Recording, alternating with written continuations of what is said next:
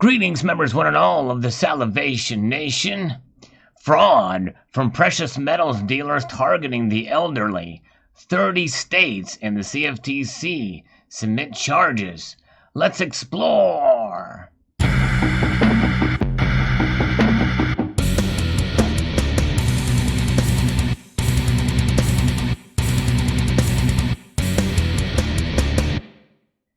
This article comes to us from Coin Week and was shared with me by Miles. Fascinating indeed. More precious metals crime, and thank goodness this has occurred because they are targeting the elderly here.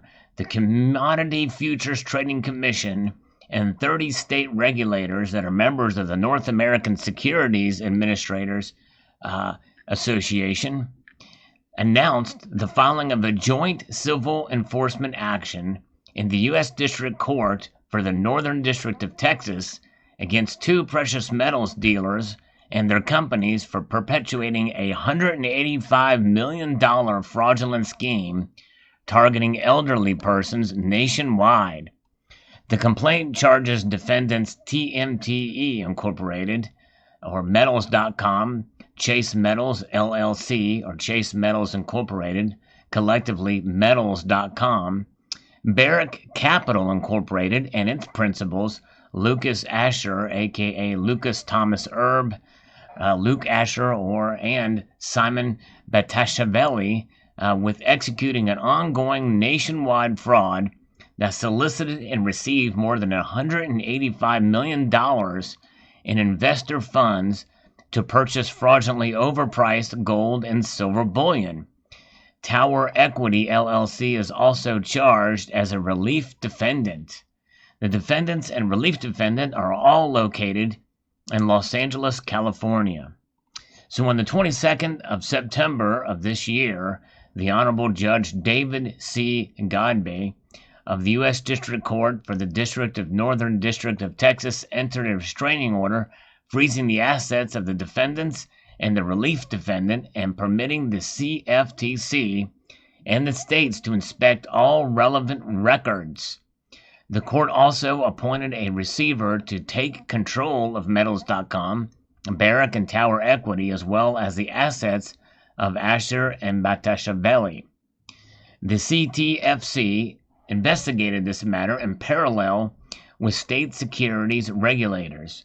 This enforcement action is the largest joint filing in CFTC history, with state regulators and the first resulting from a 2018 information sharing agreement between the CFTC and NASAA, which represents state and provisional securities regulators in the U.S., Canada, and Mexico. So this historic joint effort between the CFTC and 30 state regulators is an important step towards rooting out fraud across the country. So other dealers should beware those who perpetrate in this type of activity.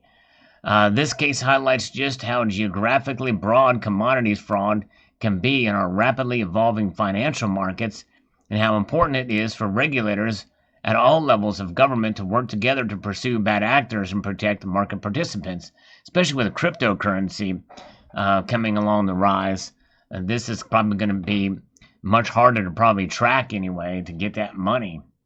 I fundamentally believe that we can most effectively protect our markets when working together with our colleagues in the enforcement and regulatory community, said CFTC Director of Enforcement James McDonald.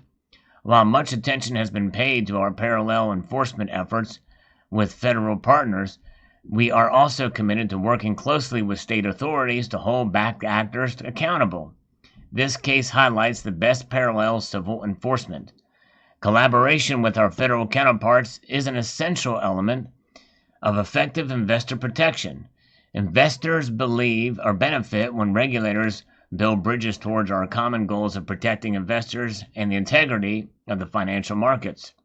We look forward to continuing to strengthen these bonds as we bring many more collaborative enforcement actions such as those announced today, said Lisa Hopkins, who is the NASAA, I don't want to say NASA, or with a long A there, but President of West Virginia Senior Deputy Securities Commissioner. State securities regulators have a long history of working together with one another and with our federal counterparts to protect investors and enforce the law. Given the complexity of investment products, our job have never been more important or more demanding. Today's action demonstrates the commitment of state and federal regulators to work together to prevent investment fraud, said Joseph P. Borg, chair of NASAA's Enforcement Section and director of the Alabama Securities Commission. So the complaint alleges that from at least September 1st of 2017 to the present, the defendants fraudulently solicited and received over $185 million in customer funds, including more than $140 million in retirement savings from at least 1,600 persons throughout the U.S. for the purpose of purchasing precious metals bullion. The defendants targeted in a vulnerable population of elderly persons with little experience in precious metals. Through their fraudulent solicitation, the defendants deceived customers into purchasing precious metals bullion at grossly inflated prices that bore no relationship to the prevailing market price. The overcharges averaged from 100% to more than 300% over the prevailing market price. In the end, nearly every customer lost the vast majority of their funds deposited with the defendants. As the complaint alleges, to perpetrate the fraud, when questioned by customers about the value of the precious metals bullion they purchased, the defendants falsely claimed that the precious metals bullion were rare and carried a premium far above the base melt value. So that's where it becomes fraudulent. Because really, you think about it, you can charge any price for any product and it be legal. If I hand you this silver eagle that I have in my hand right now, and spot price is, let's say, $25, just for the sake of simplicity here, and I charge you $50 for it, and you ask me, what is this worth? Well, the spot price is $25. There's nothing fraudulent. It's completely transparent. It's a potentially a $25 profit going somewhere. What this is they are falsely claiming that the precious metal bullion were rare, and this is just a silver eagle. There's millions of these things out there, and they're likely there. So the precious metal was significantly less valuable than the defendants claimed. In the continuing litigation against the defendants, the CFTC and the states seek disgorgement of ill-gotten gains, civil monetary penalties, restitution, permanent registration, and trading bans, and a permanent injunction against further violations of the Commodities Exchange Act, CFTC regulations, and state laws as charged. The case is filed with cooperation assistance of all these state agencies. There's 30 of them there. And I will stop right there, too, and also say that this just goes to show you that no matter who you are, no matter what age you are, before you buy anything, you must become educated in what the value is. And really, when you think about it, precious metals, it really can't be a whole lot more simple than what we talk about with precious metals. There's spot price, the spot price that is used to buy precious metals, that's called the bid price. There's a spot price used to sell precious metal, that's called the ask price.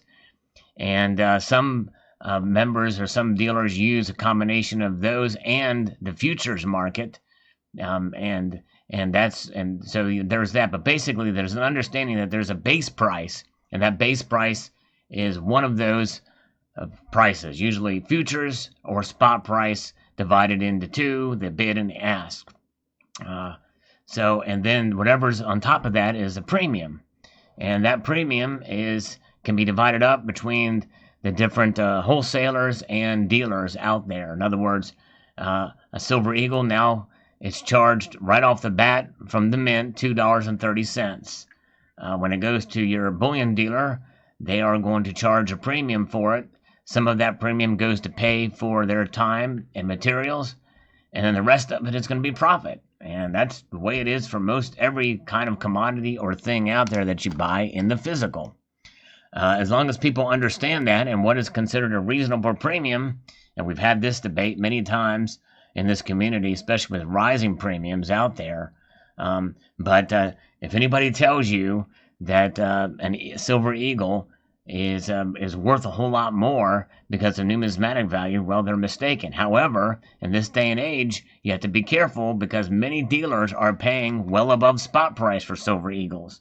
At least they had been for quite a while. The average price above spot that dealers will pay you for a silver eagle, $4. That's right, daddy, $4.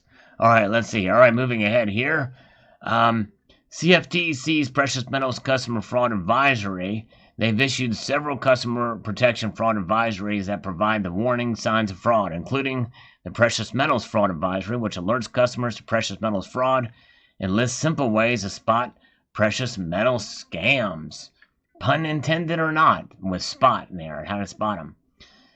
So customers can report suspicious activities or information such as possible violations of the commodity trading laws to the CFTC Division of Enforcement via toll-free hotline, or you can do that on the complaint online there at the link there. Now let's see. This is the NASA website. We'll look at that here momentarily. NASA, or NASAA, and its members have issued a series of investor advisories, including advisory on matters to consider before making gold-related investments. Investors should also contact their state and provincial securities regulator with questions about any investment opportunity. So here we see NASA. Boy, they should have chosen a different name. This is a spacey name, I tell you what. But it's pretty cool. It's pretty neat and interesting here. A lot of stuff. And there it is. So fascinating indeed. So there you go. The news again. Thanks to Miles for sharing this with me. And a word of warning out there. Let this be a lesson to all of us about precious metals fraud and to protect the elderly especially, or just anybody who may be somewhat ignorant of investing in precious metals. I hope you enjoyed this video. I'd like to extend a multitude of gratitude to you all for taking the time to watch, and encourage you to please rate, share, comment, and subscribe.